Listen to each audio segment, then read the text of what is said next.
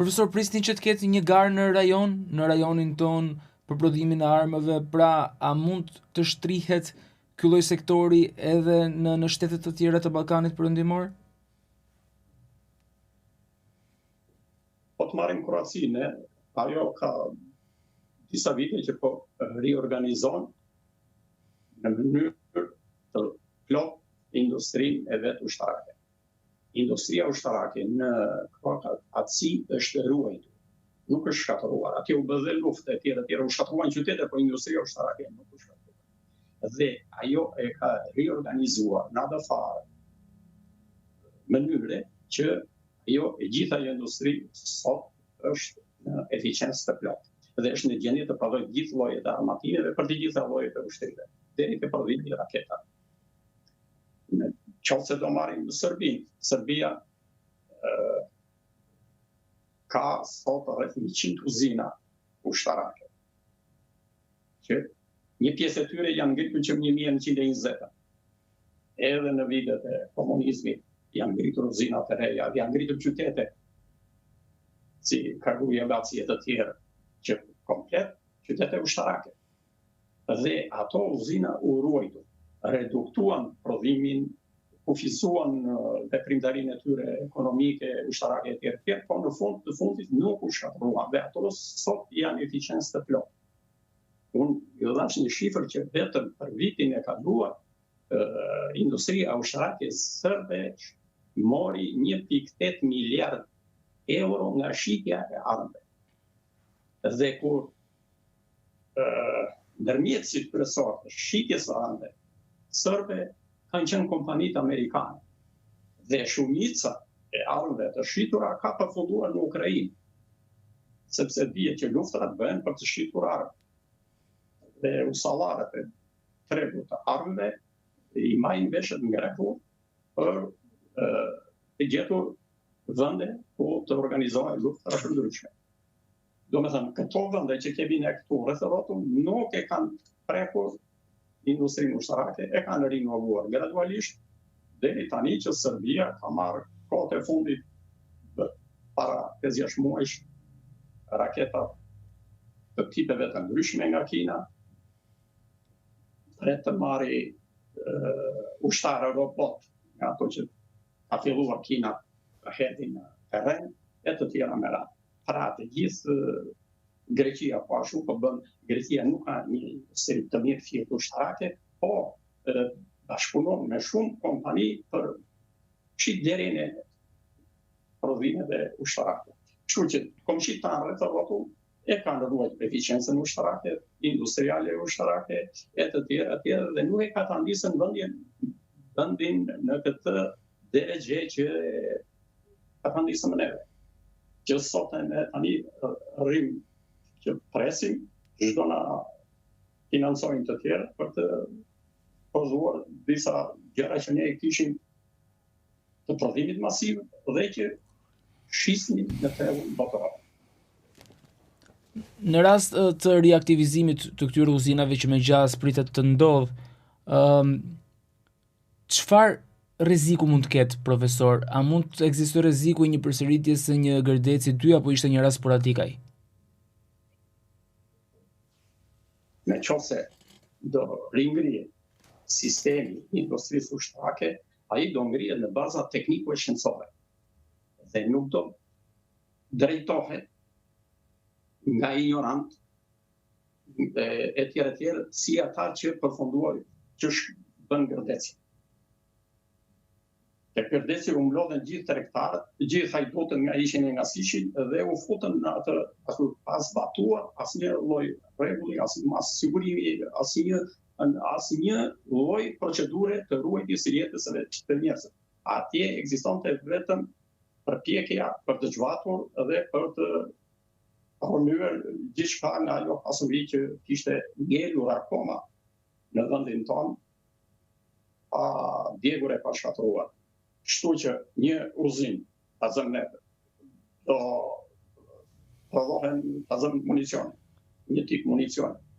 Ai do përgatitet nga specialistë të caktuar, në një uzinë të caktuar, në kushte të caktuara të standardizuar, ashtu siç i bëjnë gjithë bota dhe ashtu siç i kishim edhe neve, ruajtja, transporti, shërbimet, mirëmbajtja të gjitha ato do të bëhen nga njerëz kompetent. Dhe jo të vej një deputet që s'di shkrim e këndim, të vej të jap urdhra, të heqi apo të vëri njerëz, të çojë ata njerëz që do ai, të bëj falsifikime dokumentash siç u bën masive këtu në vendin tonë.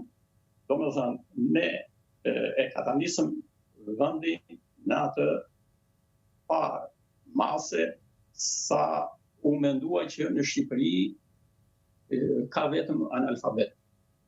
Që nga ata që punonin deri ata që drejtonin vend.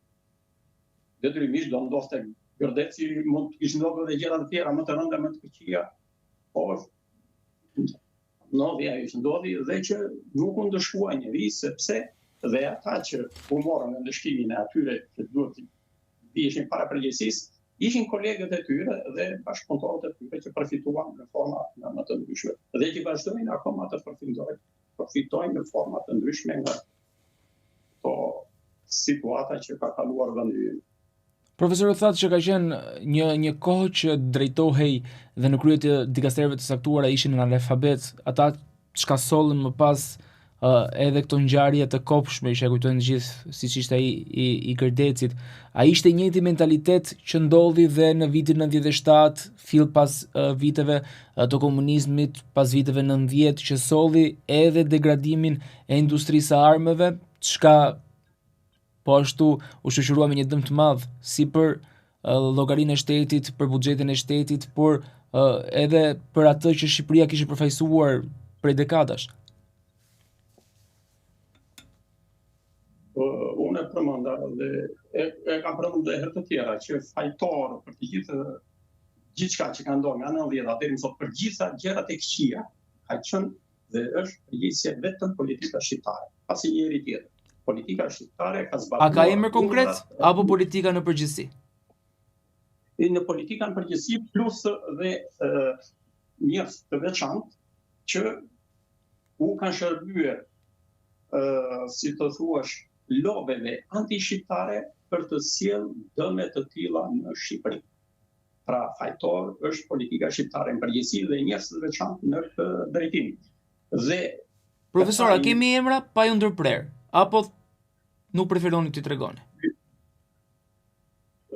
Unë mendoj që nuk është momenti tani për të folur për emra, por puna është që nxitja, shkatërimi ekonomik i vendit u bë sepse deshi politika shqiptare. Unë e solla me një shembull.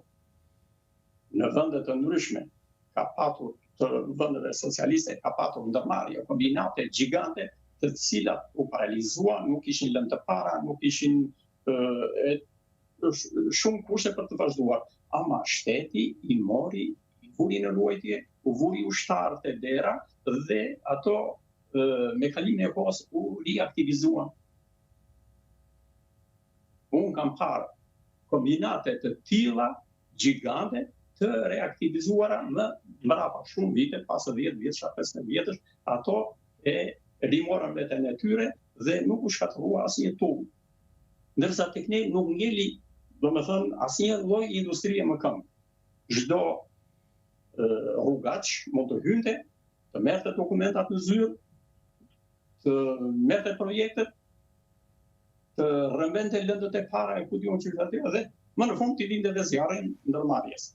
Kjo politikë u zbatua tek ne. Gradualisht derisa mund të themi ne që në vitet 2000 Shqipëria s'kishte asnjë lloj industrie. S'ishte në gjendje të prodhonte një çekiç apo një lugë, edhe ne dhe gozhët i vjerëm nga Turqia, nga Greqia. Deri këtu u katandis vendi ynë. E po ashtu edhe shitja e armatimeve është një tjetër aspekt që ka ndikuar negativisht apo jo? Patjetër, sepse ne kishim një rezervë shumë të madhe armatimesh.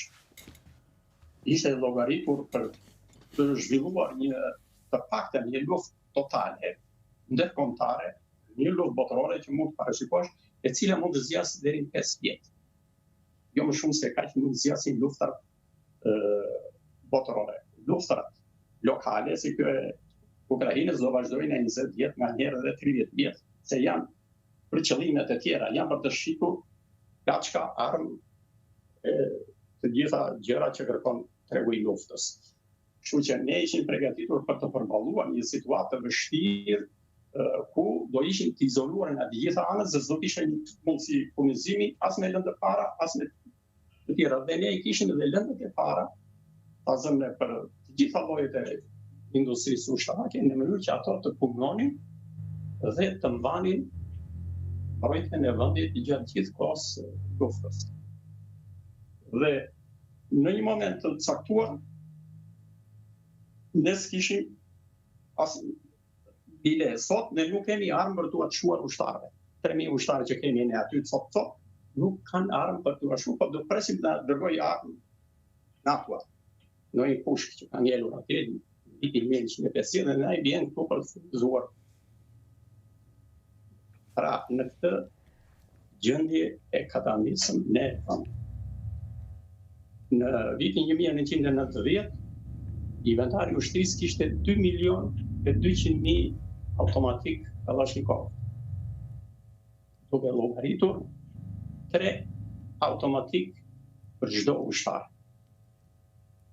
Dhe sot s'kemi asnjë. Çfarë u bën këto? U shitën në forma nga më të ndryshme. Që nga viti 90 deri vonë. Dhe tani vrasim mendjen si do shpengojmë rritin, të ringrëm industrinë ushtarake, të ringrëm mbrojtjen. Që duhet një punë e gjatë, e lodhshme, e shpengesa financiare për të renditur si të gjithë kombet e tjera, ndërmjet të tjerave, edhe në fushën e mbrojtjes.